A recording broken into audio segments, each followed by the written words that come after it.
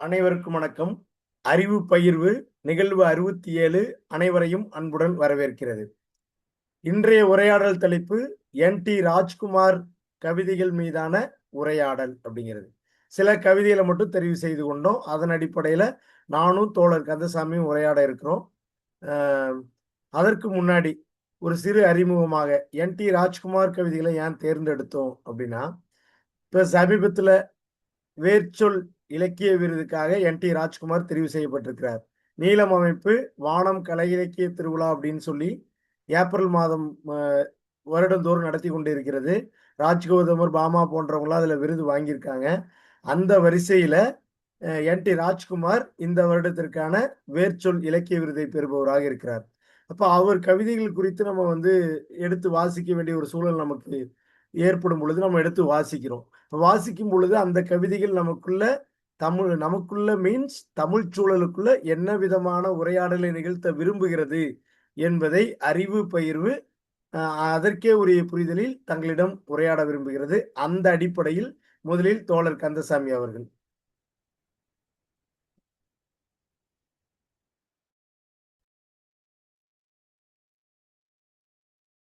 அனைவருக்கும் வணக்கம். என்.டி. ராஜ்குமார் அவர்களுடைய கவிதைகளின் தனித்துவங்கள் குறிப்பிட்டு சொல்லத்தக்கவை. நீலம் அமைப்பினுடைய வேர்ச்சொல் விருதினை தன்னுடைய கவிதைகளுக்காக ஏற்றிருக்கின்ற ராஜ்குமார் அவர்களுடைய முழு கவிதைகளின் தொகுப்பும் யானும் ஓர் சித்தனடா என்ற பெயரில் நீலம் வெளியிட்டிருக்கிறது. இந்த தொகுதியில் தமிழ் கவிதை மரபினுடைய ஒரு தனித்துவமான புதுத்தடத்தினுடைய வரலாற்றை அறிவதற்கான அத்தனை தடங்களும் நிரம்பிய ஒரு புத்தகமாக இது இருக்கிறது என்று சொல்லி ராஜ்குமாரனுடைய கவிதைகள், என்.டி. ராஜ்குமாரனுடைய கவிதைகள் எவ்வாறு புதுத்தடம் பதித்திருக்கின்றன, அதை போலவே அவருடைய கவிதைகள் விமர்சனத்துக்கு அதாவது பொது வாசக தளத்திற்கு கொண்டு செல்லப்பட வேண்டியவையாக காத்து கிடக்கின்றன என்பதையும் நாம் விளக்க வேண்டியிருக்கிறது. அந்த வகையில் ராஜ்குமாருடைய கவிதை வெளியினுடைய ஒரு சிறிய வரைகோட்டை நாம் தரலாம் என்று விரும்புகிறோம். தெறி, ஒடக்கு, இரத்த சந்தன பாவை, காட்டாளன், சொட்டு சொட்டாய் விழுகின்றன செவ்வரளி பூக்கள், பதநீரில் பொங்கும் நிலா வெளிச்சம், கருடக்குடி, குடிச்சி, கல்விளக்குகள், அடவு ஆகிய 10 கவிதை தொகுப்புகளின் பெருந்தொகுப்பாக இந்த யானும் ஓர் சித்தனடா என்ற நூல் வெளிவந்திருக்கிறது. இந்த நூல்ல ஜி.எஸ்.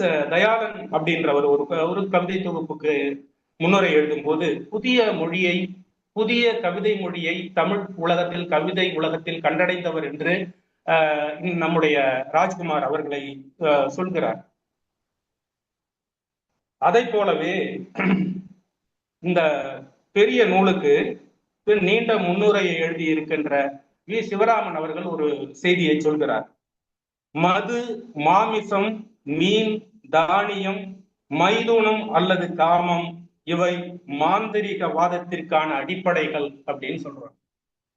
இந்த மாந்தரிகவாதத்திற்கான அடிப்படைகளான மது, மாமிசம், கல்வெறி, காமம் ஆகியவை ராஜ்குமாரினுடைய கவிதைகளில் ஒரு அரசியல் புரிதலோடு பயன் கொள்ளப்பட்டு இருக்கின்றன என்பதுதான் முக்கியமான குறிப்பிட்டு நாம் சொல்ல வேண்டிய ஒரு அம்சம். ஏனென்றால் 90களில் அம்பேத்கர் பிறந்த நாள் கொண்டாட்டங்களின் விளைவாக ஏற்பட்ட தலித் ஓர்மை, தலித் எழுச்சி என்பது இந்தியாவெங்கும் உள்ள தலித் எழுத்தாளுமைகளை வீர்கொண்டு எழச் செய்து அவர்களை எழுத வைத்தன. அந்த எழுத்துக்கள்ல சமகால தலித் வாழ்வினது பாடுகள் ஒரு சுயவரலாற்று ரீதியில் நமக்கு வாசகர்களுக்கு காட்சியாயின. அதை போலவே ஒரு நூற்றாண்டு கால வரலாற்றினுடைய தடங்கள் அந்த கவிதைகளில் இருந்ததை நாம் பார்க்கிறோம். அதை போலவே பறையொலியினுடைய முழக்கம் எவ்வாறு ஒரு ஆதிக்க அதிகாரங்களுக்கு எதிரான அல்லது வந்து சாதி ஆதிக்கத்திற்கு எதிரான ஒரு மாற்று குரலாய் புரட்சி குரலாய் ஒலிக்கிறது என்பதை தலித்து கவிதைகளின் வழியே நாம் தலித்து எழுத்துகளின் வழியே நாம் அறிந்தது. அது அந்த ஒரு பின்புலத்தில் கவிதை எழுத வந்த NT ராஜ்குமார், 90களில் கவிதை எழுத வந்த ராஜ்குமார் தலித்துகள் ஓங்கி ஒலித்த பறையொலி ஓசையை சற்று உள்நோக்கி சென்று அல்லது சற்று வரலாற்று பக்கமாக மேல் நோக்கி சென்று தொல்கால மனிதர்களுடைய துடியிசையோடும் பம்பை உடுக்கையோடும் துடியிசையோடும் பொருத்துகின்ற ஒரு அரசியலை NT ராஜ்குமார் கவிதைகள் செய்கின்றன. அந்த வகையில் தான் ராஜ்குமாரினுடைய கவிதைகள் பிறவான தலித் கவிதைகளில் இருந்து வேறுபட்டு புதிய பாதையை சமைப்பவையாக இருக்கின்றன என்பது மிக முக்கியமானது. ஒரு மார்க்சிய பின்புலத்தோடும் தலித் ஓர்மையோடும் மக்கள் விடுதலை கருத்தியலோடும்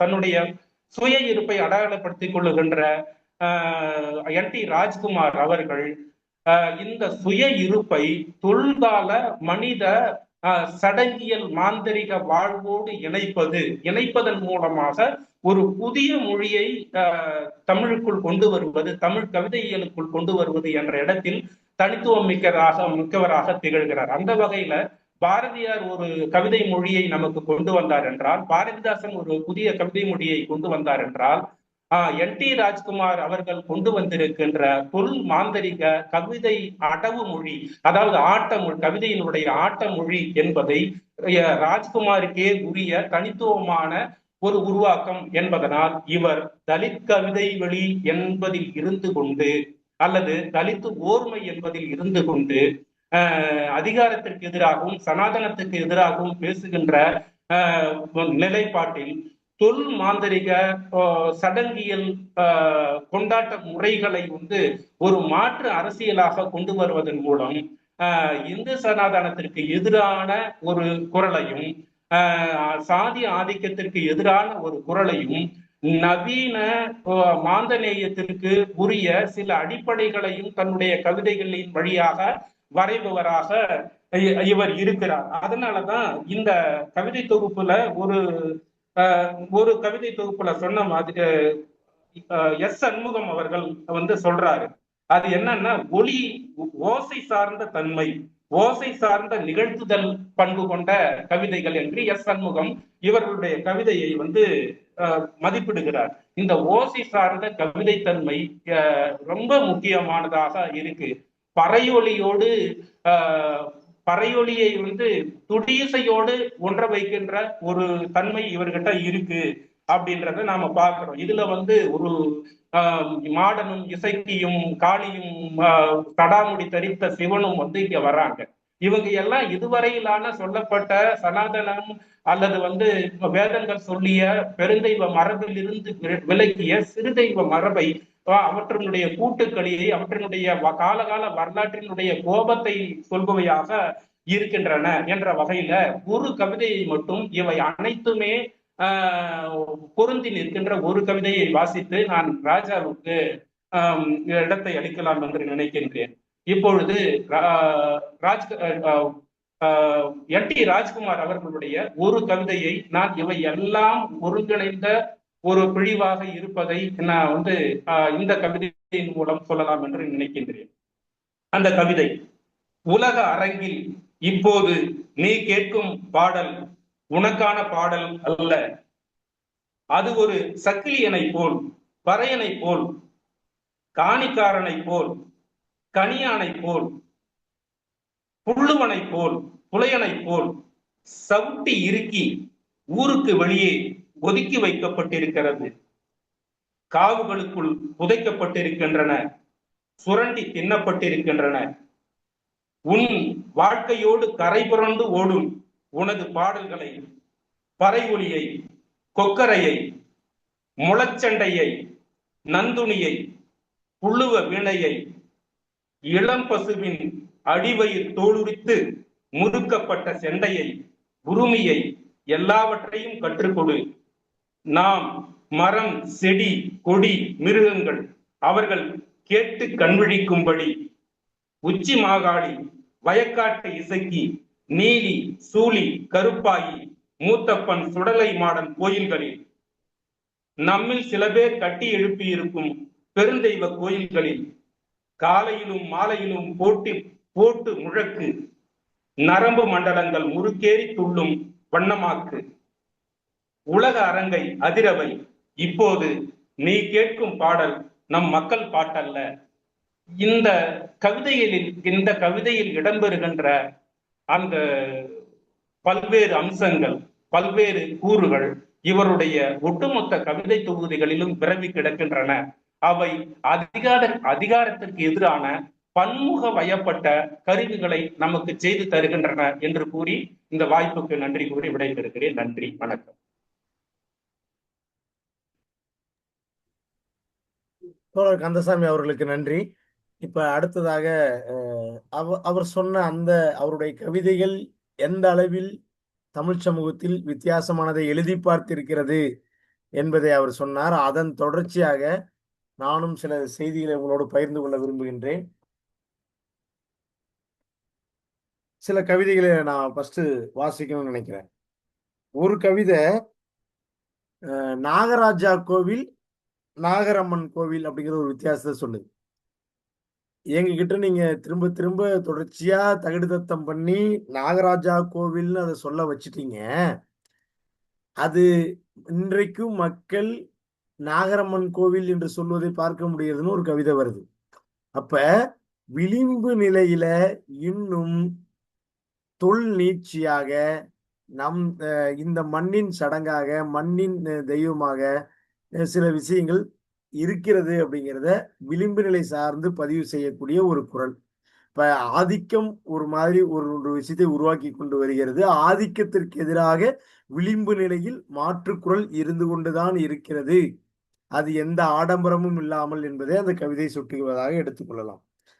இது கூடவே இன்னொரு கவிதை வருது. இது புறவெளி சார்ந்த ஒரு கவிதை. புறவெளியில ஆதிக்கம் வெர்சஸ் ஒடுக்கம் அப்படிங்கிற அந்த முரண்ல ஒரு கவிதை. ஆனா வேலனை பற்றிய விமர்சனம் சார்ந்த ஒரு கவிதை வருது. ஒரு கொடிச்சி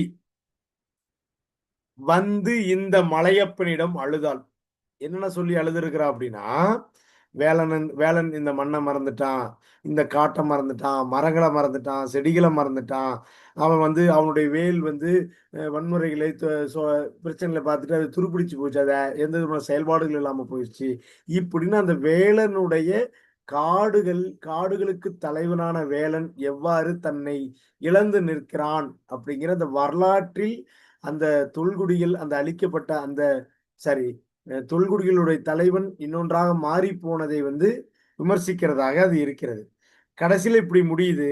காடு பற்றிய போதமில்லா நாட்டு அரவங்களின் நாவுகளிலிருந்து விஷம் தெரிக்கின்றன.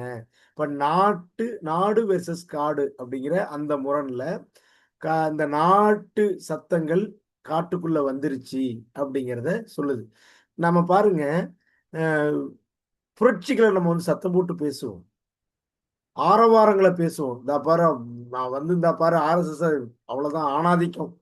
இதல்ல, இந்த மொழியை அல்ல NT ராஜ்குமாருடைய கவிதை மொழி.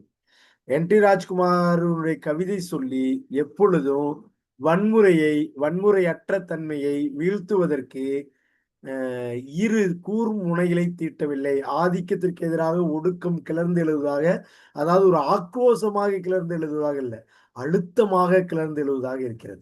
நான் ஒரு கவிதையை வைத்து அதை சொல்கிறேன். அந்த அழுத்தத்திற்கு கட்டெரும்பு சார்ந்த ஒரு கவிதை இருக்கு. எதுக்கெல்லாம் இதை சொல்றேன்ட்டு வரேன். கட்டெரும்பு சார்ந்த ஒரு கவிதை இருக்கு. இந்த கட்டெரும்புகள் இப்படி வரிசையா போயிட்டு இருக்கு. இந்த கட்டெரும்புகளை சீர்குலைக்கிறான்னு வச்சுக்கோங்க. கட்டெரும்புகள் இயல்பா அதனுடைய பாதையில பயணிச்சுட்டு இருக்கு. அது யாரையும் டிஸ்டர்ப் பண்ணல, அது அதனுடைய பயணத்துக்கு வாழ்ந்துட்டு இருக்கு. அது இன்னொரு கூறு டிஸ்டர்ப் பண்ணும் பொழுது இந்த கட்டெரும்புகள் தற்கொலைப்படையா மாறுது. இந்த கட்டெரும்புகள் தான் யானை காதுல போய் யானை அழிக்குது, அது கதையா மாறுது அப்படின்னு சொல்லி ஒரு கவிதை இருக்கு. அப்ப இந்த கவிதைகள் ஒரு புரட்சிகரமான கவிதை தான். ஆனா அந்த புரட்சிகரமான மொழி என்னவா இருக்குதுன்னா, ஒரு பகிரங்கமான வெளிப்படையான ஒரு அறிவிப்பு சார்ந்ததாக இல்லாமல் அது அழுத்தமானதாக இருக்கிறது அப்படிங்கிறதுதான். இன்னொரு கொசு சார்ந்த ஒரு கவிதையிலும் அதே போல ஆதிக்கத்தை கொசுவாக உருவகிச்சு அந்த கொசுவை அழிப்பதற்கு நாங்கள் ஒரு வலை பின்னி கொண்டிருக்கிறோம். அந்த வலையின் ஓட்டை வழியாக, ஏன்னா அந்த வலைகள் வந்து சேர்ந்து பின்னப்படல, யாருன்னா அந்த தலித்துகள் ஒருங்கிணைவாக இல்லை, அதனால அந்த ஓட்டை வழியாக அந்த கொசு தப்பிச்சு போகுதுன்னு அந்த கவிதை இருக்கு. இப்ப இதெல்லாம் வந்து ஒரு விதமான புரட்சிகர மனநிலையை உருவாக்கக்கூடிய, அதாவது அகம் சார்ந்த புரட்சிகர மனநிலையை உருவாக்கக்கூடிய கவிதைகள் நம்ம எடுத்துக்கலாம். இப்ப புரட்சிகரத்தை வெற்றிகரமான ஆரவார சொற்களில் மிதக்க விடாமல் அது என்ன செய்யுதுன்னா அழுத்தமாக உருவாக்குற வேலையை செய்யுது. இது ஒரு பக்கம். ஒரு பக்கம் நான் எப்படி தொடங்கணும்னா, விளிம்பு நிலையில தொல்குடி சார்ந்த அந்த மனநிலை பதிவுகள் எப்படி இருக்குது, அடுத்து சுய விமர்சனம் வேலன், அந்த தொல்நில கடவுளான வேலன் எப்படி வந்து இன்னைக்கு மாறி போயிட்டாங்கிறத சுய விமர்சனமா எப்படி அந்த கவிதை அணுகுது, அடுத்து புரட்சிகர மனநிலையை இங்க உருவாக்குவதற்கு வழக்கமான பாணியை இல்லாமல் ஒரு அழுத்தமான மொழிநடை வழியாக அதை உருவாக்குது அப்படின்னு நம்ம பார்த்தோம். இப்ப இப்படியெல்லாம் அமைந்திருக்கிற அந்த கவிதை பரவலான என்.டி. ராஜ்குமாரோடைய கவிதை. இன்னொரு தளம், கவிதையினுடைய இன்னொரு தளம் ரொம்ப முக்கியமானது. தொல் மனம் குறித்த வரைபடம் அல்லது தொல் மனித வரைபடம். மனம் கூட அல்ல, தொல் மனித வரைபடம். இந்த தொல் மனித வரைபடங்களை உருவாக்கும் பொழுது அது நிலம், இடம், சடங்கு, அதாவது தொல் தெய்வங்கள், அங்க இருக்கக்கூடிய பொருட்கள், இப்படி பல கூறுகள் வழியாக அதை கட்டமைக்கிறது அப்படின்னு நம்ம பார்க்கிறோம். அப்படி சான்று கூறிய 2 கவிதைகளை நான் சொல்றேன் பாருங்க. கருநாகத்தின் துளி முனையில் வள்ளையத்தின் கூர்மையுடன் மணிச்சதங்கை அதிர உக்கிர தாண்டவம் ஆடிக்கொண்டிருக்கின்றது அட்டகாசமான நம் காதல் அப்படின்னு இருக்கு. இப்ப இந்த நம் காதல்லாம் வழக்கமான காதல் மொழி இங்க பேசல. அப்ப இவருடைய கவிதையில இன்னொன்னு இந்த இடத்துல சுட்டி காட்டணும், நாகம்ங்கிற குறியீடு வந்து கொண்டே இருப்பது அப்படிங்கிறதும், இன்னொரு பக்கம் வந்து நம், நாம், நம் அப்படிங்கிற ஒருங்கிணைவு சார்ந்த ஒரு சொல் நான் நீ அப்படிங்கிறதும், அந்த நான் நீயை ஒருங்கிணைக்கிற நாம்ங்கிற சொல்லும் டிராவல் ஆகிட்டே இருக்கிறது கவனிக்கக்கூடிய அம்சமாக நம்ம பார்க்கணும். இந்த உரையாடல் தன்மையில அது ரொம்ப முக்கியமானது. எங்க நாம வந்து பிரிக்கிறோம், எங்க சேர்க்கிறோம் அப்படிங்கிறது, அந்த கனெக்டிவிட்டி வந்து கவிதையில ரொம்ப முக்கியமான பண்பை பெறுகிற தன்மையுடையதாக இருக்கிறது என்.டி. ராஜ்குமாருடைய கவிதைகள்ல. இன்னொரு கவிதை பாருங்க. சிரட்டையில் உடும்பு தோல் கட்டி துளியினை அடித்து அடித்து குறிஞ்சி பூ திணை எடுத்து நிலா ஒளியை பிடித்து இறங்கி தாளப்பால் குடித்து நின்றான் தேவதையே உன்னை மயக்கிய மந்திரக்காணி.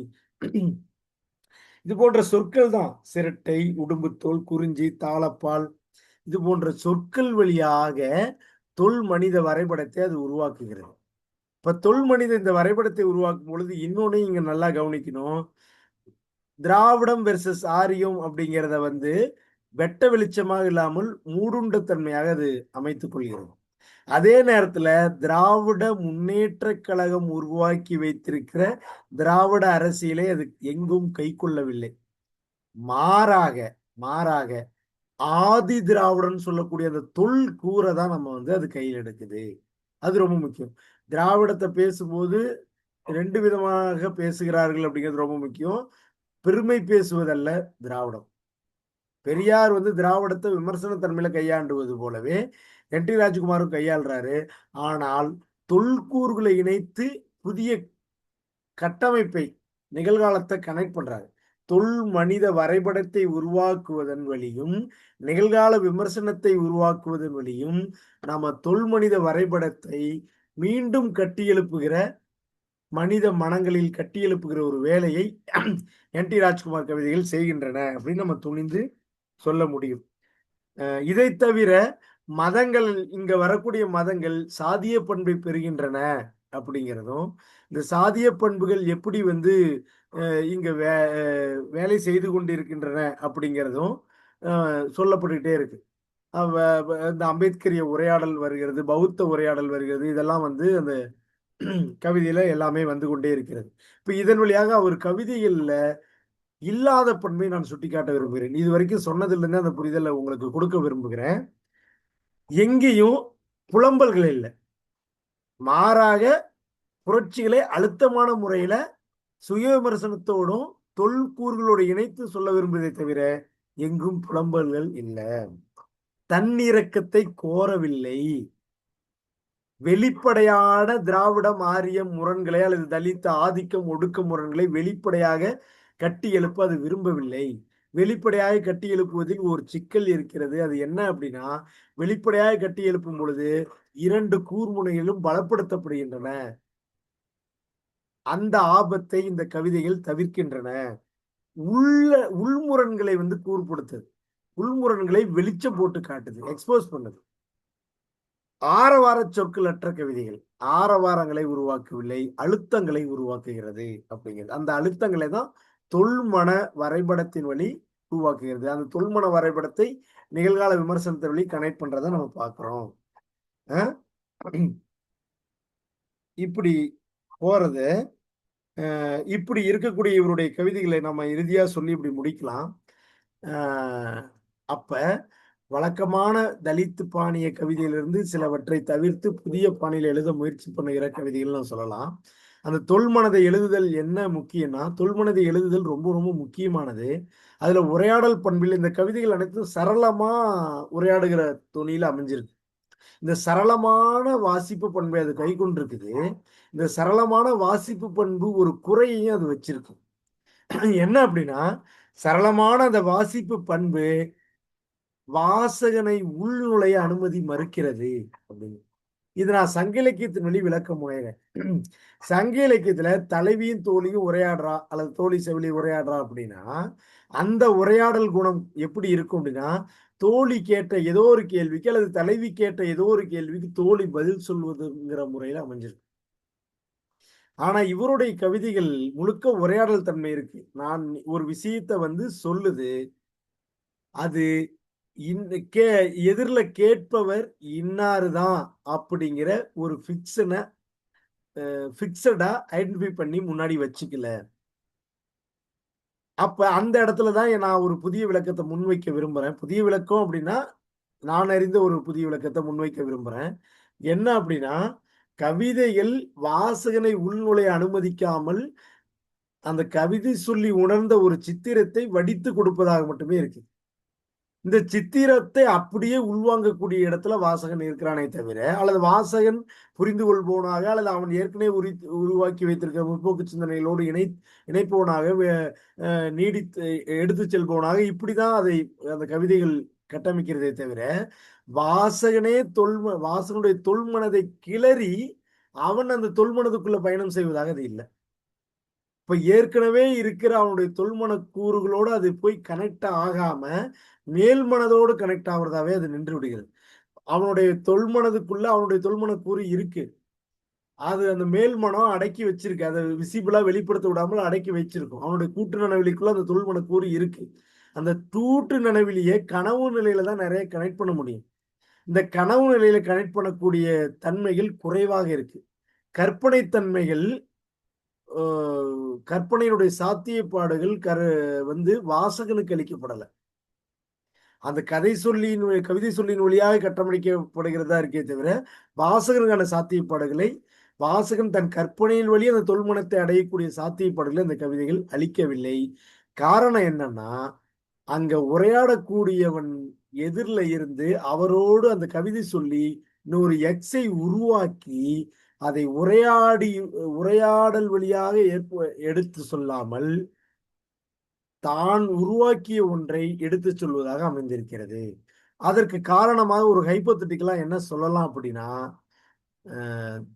தலித் எழுத்துக்கள் தொடக்க காலத்திலிருந்து உருவாகி வந்திருக்கிற இந்த தலித் எழுத்துக்கள்ல முக்கியமான எழுத்தாளராக இவர் இருக்கிறதுனால, தலித்துகள் குறித்த ரைட்டிங்ஸ்ல எதில் நின்று உரையாடக்கூடிய ஆட்கள் இல்ல, நாம தான் சொல்லணும், நாம தான் எடுத்து சொல்லணும் அப்படிங்கிற ஒரு மன வெளிப்பாடாக இந்த கவிதைகள் அமைந்திருக்கின்றனவோ அப்படிங்கிற ஒரு ஹைப்போதீசிஸை நம்ம முன்வைக்கலாம். அது ஆராய்ச்சியின் இறுதியில தான் உறுதி செய்யப்படும். அப்ப இங்க கேட்பவர்கள், அதாவது உரையாடக்கூடிய ஆட்கள் இல்ல, எதிரில் இல்ல அவர்களுக்கு நாம சொல்லி புரிய வைக்கணும். அதற்கு பிறகுதான் அவருக்கு உரையாடல் வெளிக்கு வரணும்.